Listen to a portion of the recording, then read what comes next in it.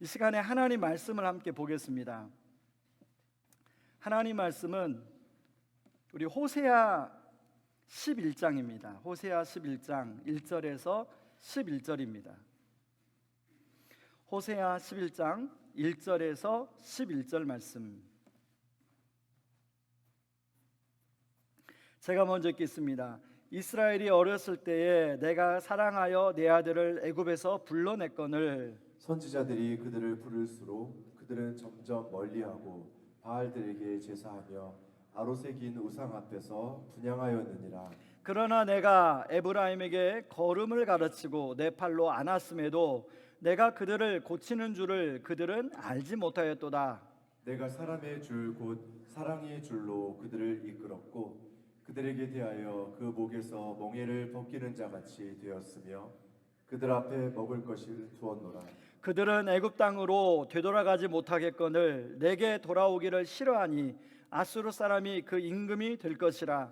칼이 그들의 성읍들을 치며 빗장을 깨뜨려 없이 하리니 이는 그들의 계책으로 말미암음이니라.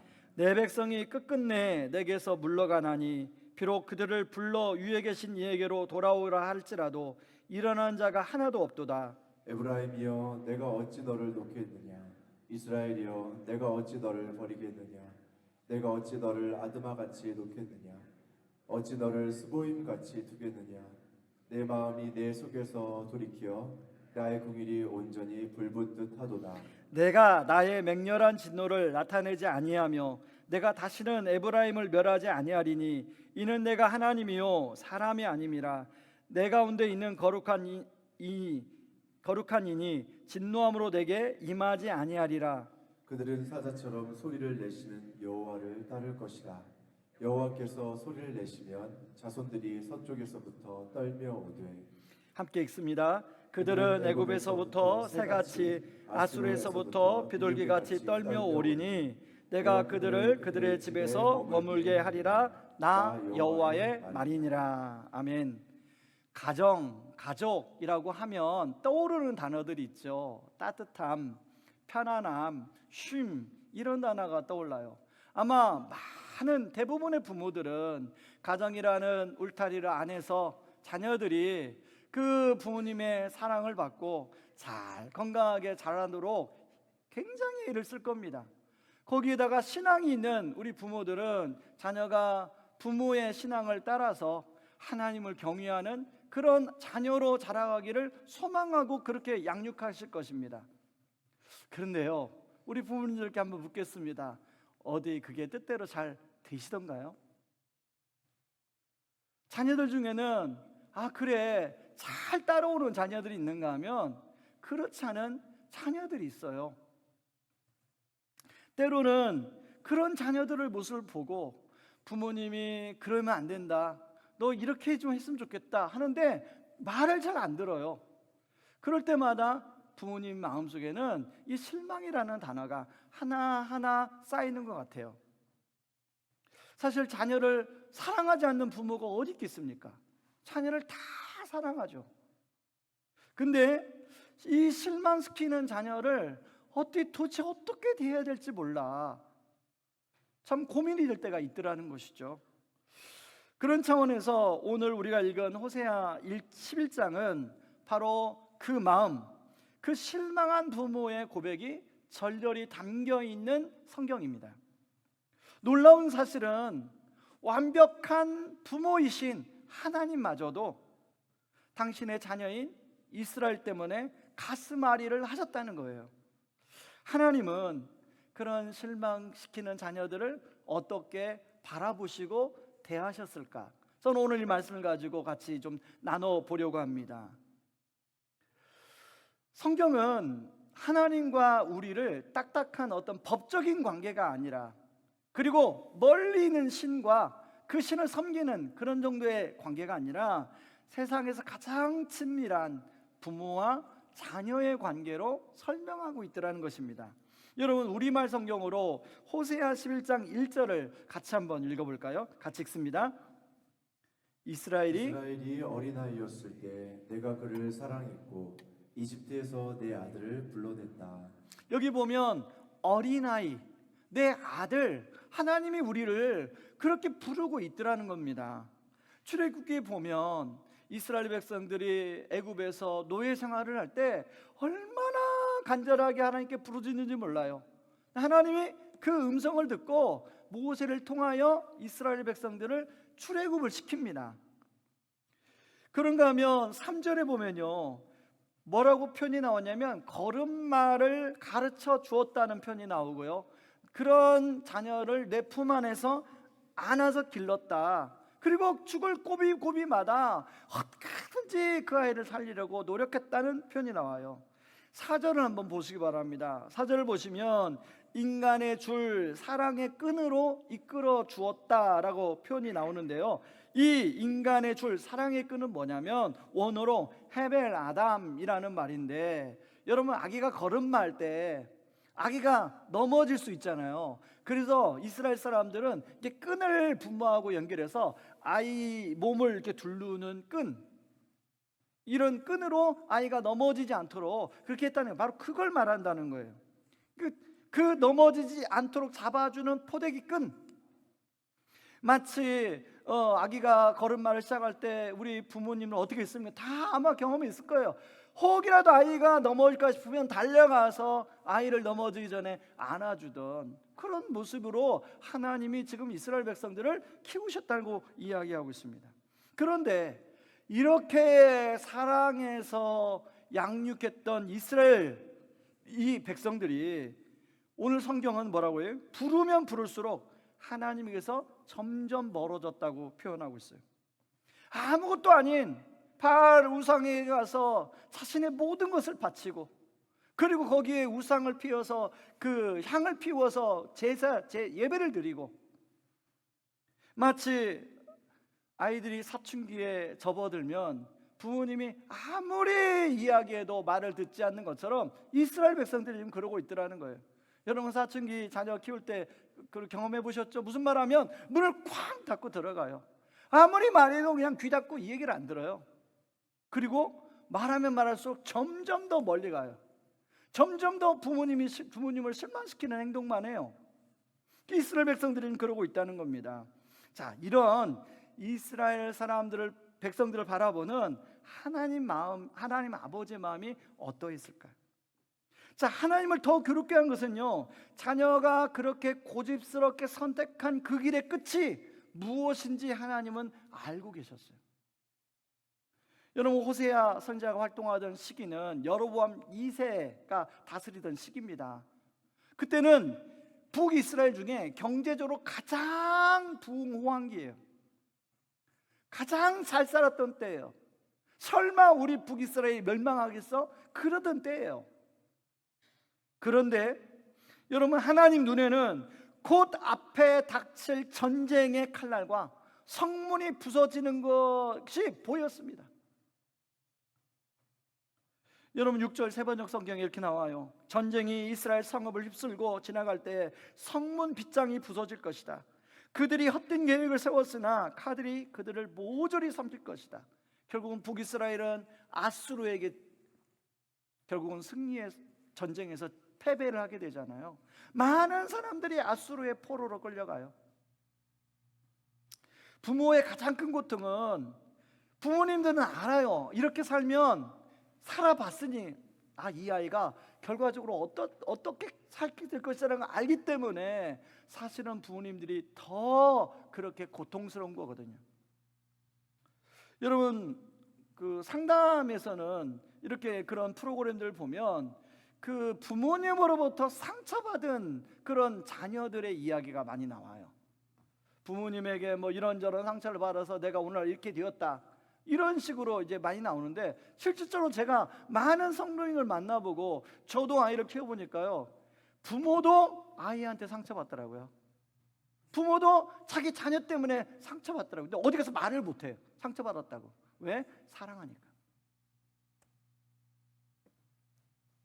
모든 것을 쏟아본 그렇게 키운 자녀가 아빠 엄마 나한테 해준 게 뭐야? 이런 말 해요 애들이.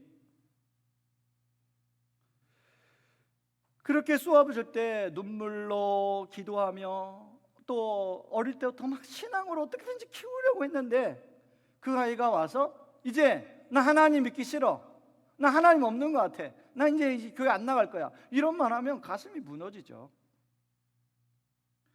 제가 말씀을 준비하면서 미국의 서지 출판사에서 나오는 복음 중심적 부모라는 책을 제가 보게 되었습니다. 그 책의 저자가 자신의 자녀를 키우면서 자녀에게 실망했던 이야기를 써놨어요. 이 저자가 그 당시에 복음 교회에서, 아니 자기 이제 섬기는 단체에서 복음 중심적인 부모가 무엇인가를 배우고 있었을 때예요. 그러니까 얼마나 그런데 관심이 많았겠어요. 근데 18살 되던 딸이 갑자기 아빠한테 찾아와서, 아빠, 난 더 이상 하나님 안 믿을래요, 하나님 없는 것 같아요, 난 교회 안 나갈 거예요. 그러고 신앙을 떠나버렸다는 거예요. 그리고 20대를 그렇게 방황하며 보냈다는 겁니다. 근데 20대 후반에 딸에게 찾아갔더니 남자랑 동거를 하고 있더라는 거예요. 그때 이 아버지 어머니가 그 모습을 보고 막 가슴이 미어지는 거예요. 내가 너를 어떻게 키웠는데, 네가 어떻게 그럴 수 있냐, 막 이렇게 가슴이 무너지는 그런 순간이 있었다고 그 책에 써놨더라고요. 근데 그때 그 상황 속에서 깨달은 게 하나 있는데요, 내가 이토록 우리 자녀 때문에 마음이 아픈데 나는 하나님 앞에서 하나님을 얼마나 많이 실망시켰을까, 그때 하나님 마음은 어땠을까, 그게 문득 깨달아지더라는 것입니다. 그 저자가 뭐라고 얘기하냐면, 그것이 깨달아지는 순간, 그렇게 실망시켰던 나를 붙들었던 하나님이, 그래, 여전히 우리 자녀가 지금 실망시키는 가운데 있지만 하나님이 우리 자녀도 붙들고 있는 거야 라는 믿음이 생기더라는 거예요. 여러분, 오늘 본문에 보면 그런 실망시키는 그런 이스라엘 백성들을 향하여 대하는 하나님의 모습이 나와요. 여러분 8절을 같이 한번 읽어보실래요? 같이 8절 읽습니다. 에브라임아, 내가 어찌 너를 버리겠느냐? 이스라엘아, 내가 어찌 너를 원수의 손에 넘기겠느냐? 내가 어찌 너를 아드마처럼 버리며 내가 어찌 너를 스보임처럼 만들겠느냐? 너를 버리려고 하여도 나의 마음을 허락하지 않는구나. 너를 불쌍히 여기는 애정이 나의 속에서 불길처럼 강하게 치솟아 오르는구나. 여기 에브라임은 북이스라엘의 가장 큰 지파, 대표적인 지파예요. 이스라엘이에요. 여기 4절에 내가 어찌라는 단어가 4번 나옵니다. 이 말은 뭐냐면, 어떻게 내가 아무리 네가 나를 실망시키지만 내가 너를 버릴 수 없다는 거예요. 그 하나님의 마음을 지금 표현하고 있는 거예요. 그러면서 나의 마음이 허락지 않는구나 라고 이제 세번역 성경에 나오는데요, 이 개역, 우리가 읽는 개역 개정에는 이렇게 나와요. 내 마음이 내 속에서 돌이키어 나의 긍휼이 온전히 불붙는 듯 하도다. 여기 이 돌이키어라는 말은 하파크라는 말로 뒤집히다라는 뜻이에요. 여러분, 원래대로라면 죄를 짓고 하나님을 실망시킨 이스라엘은 하나님 앞에서 심판을 받아야 돼요. 하나님이 심판하셔야 돼요. 근데 하나님이 너무 그 이스라엘 백성을 사랑하기 때문에 마음을 뒤집습니다. 이스라엘을 심판하지 않으세요. 그리고 뭐라고 하냐면 나의 긍휼이 불붙는다는 거예요. 그러면서 그렇게 해요. 나는 사람이 아니고 하나님이다 라고 얘기합니다. 여러분, 인간 부모는 너무 실망시키는, 아무리 자녀지만 너무 자녀가 실망할 때는 포기하는 부모도 있어요. 그런데 우리 하나님은 포기하지 않겠다는 거예요. 10절은 세번역 성경으로 보면 이렇게 나와요. 사자처럼 내가 부르짖는다 라고 나와요. 여러분, 왜 하나님이 사자처럼 울부짖을까요? 부드러운 이야기로 하면 안 들려요. 자녀가 지금 잘못된 길로 벼랑 끝으로 가고 있는데 이 부드러운 얘기로 평상시 목소리로 하면 안 들려요. 그러니까 하나님이 사자처럼 부르짖는 거예요. 에야, 그렇게 하면 안 돼. 거기가 끝이야. 벼랑 끝이야. 너의 인생 큰일 난다. 하나님의 막 부르짖는 거예요. 그 간절한 울부짖음이 세상의 소음을 뚫고 자녀의 귀에 닿을 때 오늘 성경을 보면 방황하는 아들과 딸들이 서쪽에서 이집트에서 아시리아에서 참새처럼 비둘기처럼 돌아오게 될 것이다 라고 이야기하고 있습니다. 그리고 11절에는 우리에게 진짜 소망이 되시는 말씀을 하는데요. 11절, 내가 끝내 너희를 고향 집으로 돌아오게 하겠다, 나 주의 말이다 라고 마쳐요. 말씀. 얼마 전 다큐 영상을 하나 보게 되었습니다. 시골에서 농사를 짓는 노부부와 그리고 나이가 든 딸이 함께 살아요. 이 노부부는 이제 어머니만 하거든요. 노모는 이제 딸이 나이가 차니까 어떻게든지 딸을 결혼시키려고 선을 주선합니다.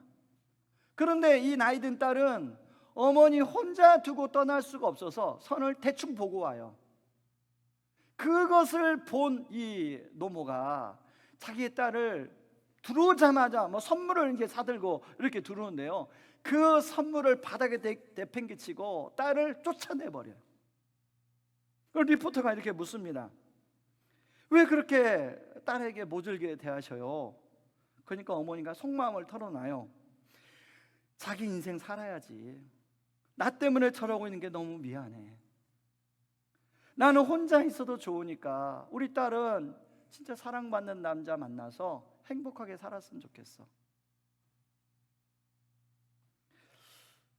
여러분, 그 모진 꾸지람은요, 사실은 표현 자체는 꾸지람이지만 거기에는 이 노모가 사랑한 딸을 향한 사랑이 담긴 거죠. 저는 이 노모의 마음이 우리를 바라보시는 하나님의 마음처럼 오버랩이 되었습니다. 사실 우리는 자녀에게 실망하기도 하지만 우리 자신도 하나님을 얼마나 많이 실망시키나요? 어쩌면 자녀가 우리를 실망시키는 것보다 우리가 하나님 아버지를 실망시킬 때가 훨씬 많을지도 몰라요. 그럴 때 하나님은 여러분들을 어떻게 대하셨습니까?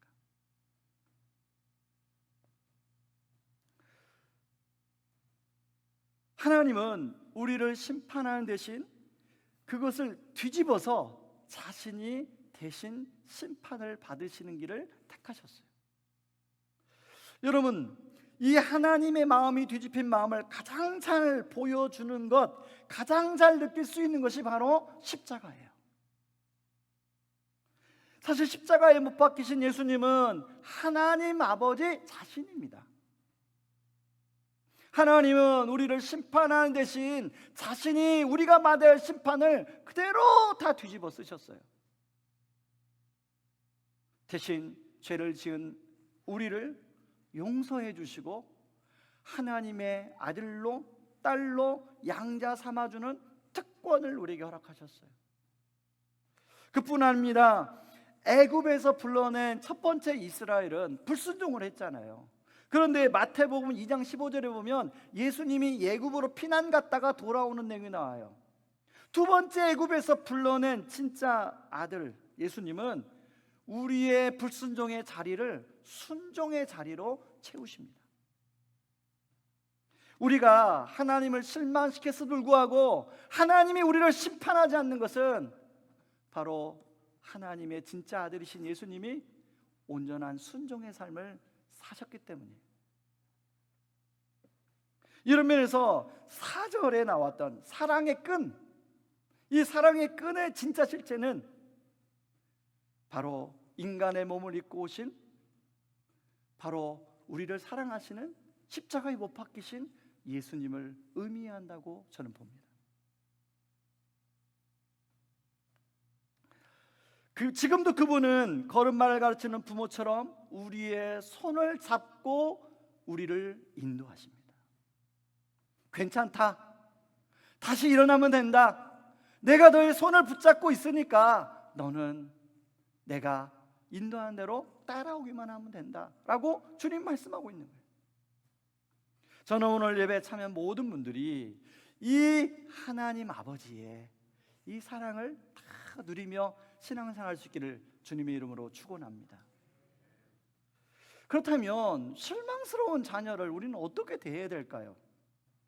여러분, 사실은 우리가 자녀들한테 나름대로 옳은 얘기라고 하잖아요. 그런데 자녀들은 그걸 잔소리라고 듣습니다. 여러분 솔직히 한번 얘기해 보자고요. 저도 참다가 아이들에게 한마디 두마디 할 때가 있거든요. 그러면 여러분 어때요? 그렇게 옳은 얘기, 여러분 나름대로 옳은 얘기 자녀들한테 해주면 자녀들이 그걸 잘 듣던가요? 아멘 하고 순종하던가요? 아니에요. 관계만 어긋나요. 근데 가만히 보면 나름대로 옳은 이야기, 논리적인 이야기로 아이들에게 이야기하는 그 안에는 사실 우리 부모의 두려움과 불안이 있어요.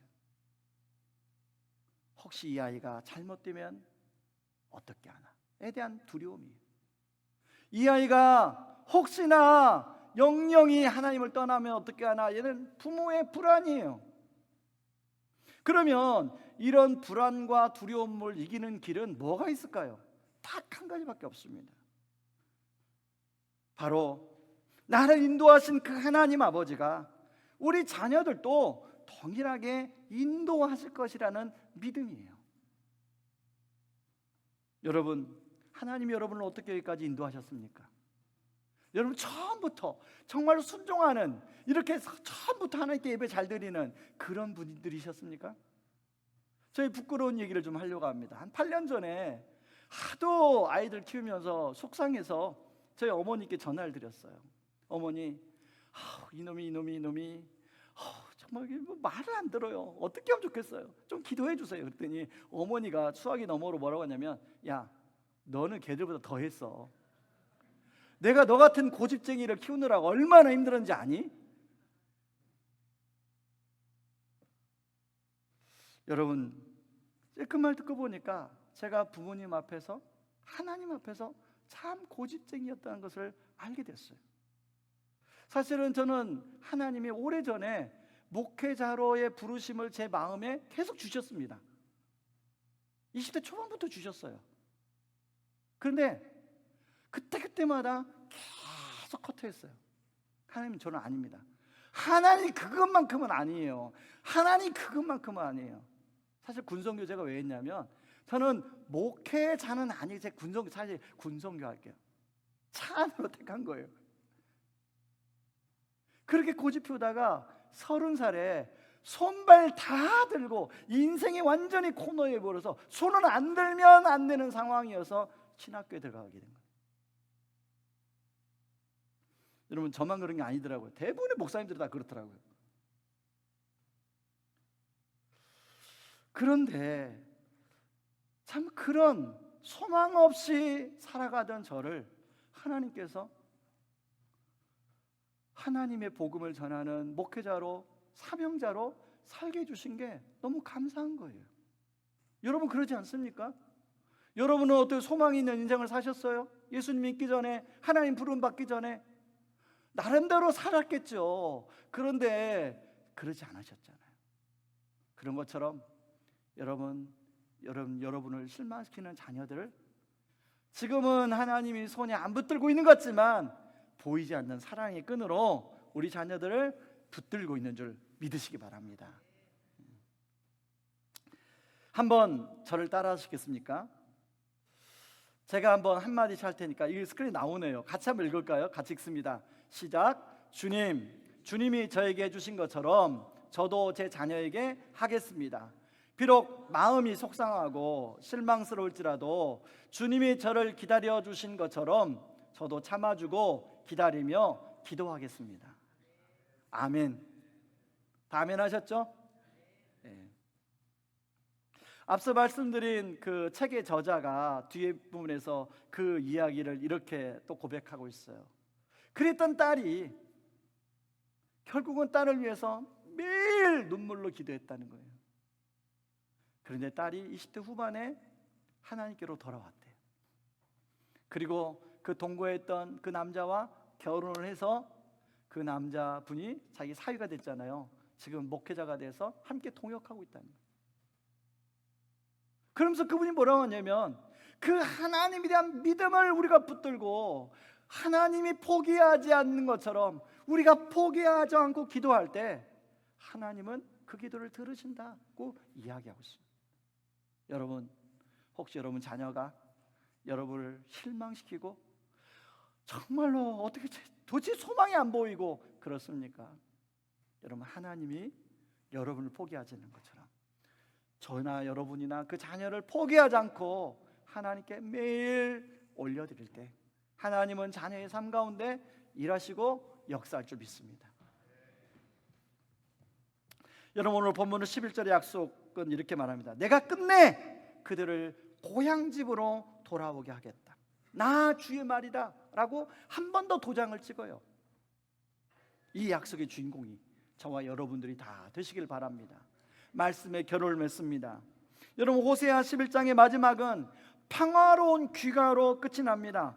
애굽에서, 아수르에서 3세처럼 비둘기처럼 이스라엘 백성들이 돌아오는 모습으로 끝나요.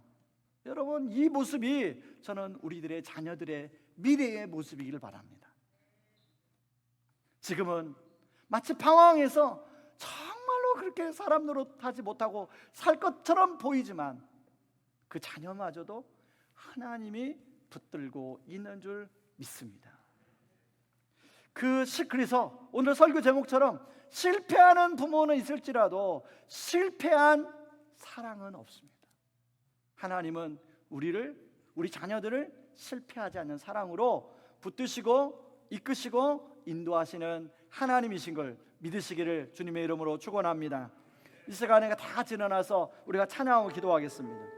요게벳의 노래 같이 찬양합니다.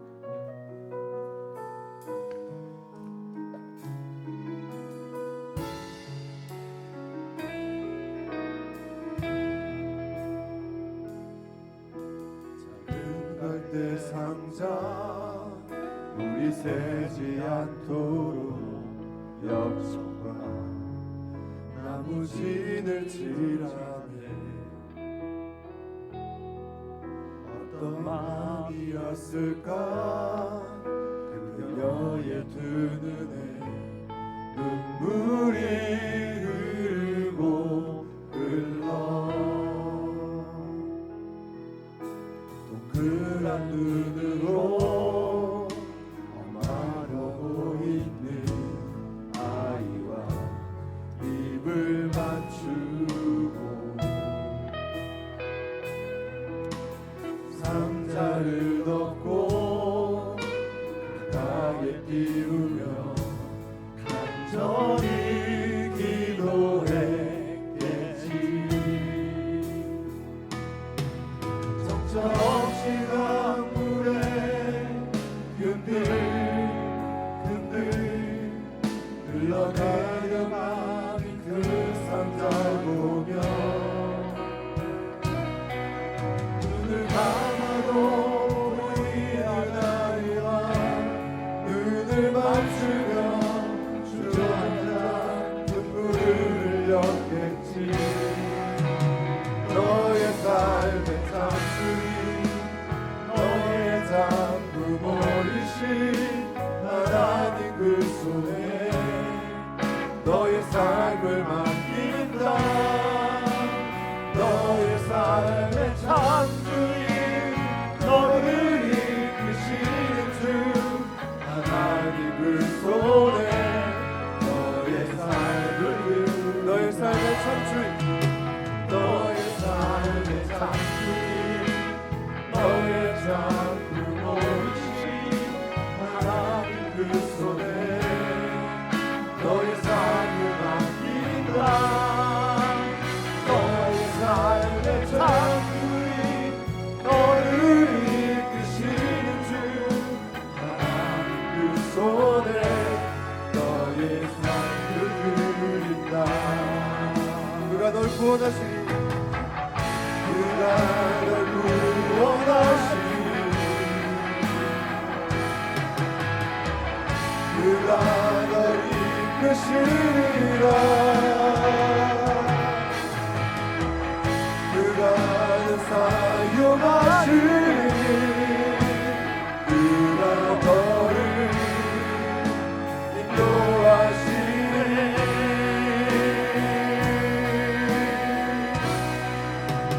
너의 삶의 참수인 너의 참 참 부모이신 하나님 그 손에 너의 삶을 맡긴다. 너의 삶의 창조인 너를 이끄시는 주 하나님 그 손에 너의 삶을 드리라. 여러분, 요게벳의 손을 떠난 갈대 상자를 하나님이 친히 붙드셨던 것처럼 우리 손을 떠날 것 같은 우리 자녀의 인생도 지금 하나님이 붙들고 계십니다. 그동안 우리가 자녀를 내 힘으로 통제하려다 실망하고 불안해했다면 이제는 그 아이의 참 주인이신 하나님께 온전히 맡겨드리시기 바랍니다. 하나님, 제 안에 불안을 거두어 주시고 하나님이 열심히 우리 자녀를 인도하여 주시옵소서. 내가 끝내 너희를 돌아오게 하겠다 하고 말씀하신 그 약속을 믿습니다. 이 마음으로 이 시간에 우리 자녀들의 이름을 불러 간절히 기도하겠습니다. 함께 기도합니다. 고마우신 하나님 아버지, 마음 감사합니다. 아버지 하나님, 아버지 하나님, 제 자녀를 아버지 성도로 아버지 허락하여 주시옵소서. 아버지 하나님, 나름대로 최선을 다하여 아버지 길다고 하였지만 하나님 자녀를 아버지 마음이 낙담이고 아버지를 위하여 제 안에 불안이 있었습니다. 아버지 그러나 아버지 주님이 아버지 하나님은 저를 붙이셨던 하나님은 우리를 붙이셨던 하나님은 우리 자녀들도 아버지 붙들고 있습니다. 아버지 붙이셔서 아버지 하나님 하나님 마음을 도와주시고 하나님 앞에 모세처럼 쓰임받는 우리 자녀들 붙이도록 하나님 아버지 도와주시옵소서. 하나님 아버지, 하나님 우리의 불안 때문이었습니다.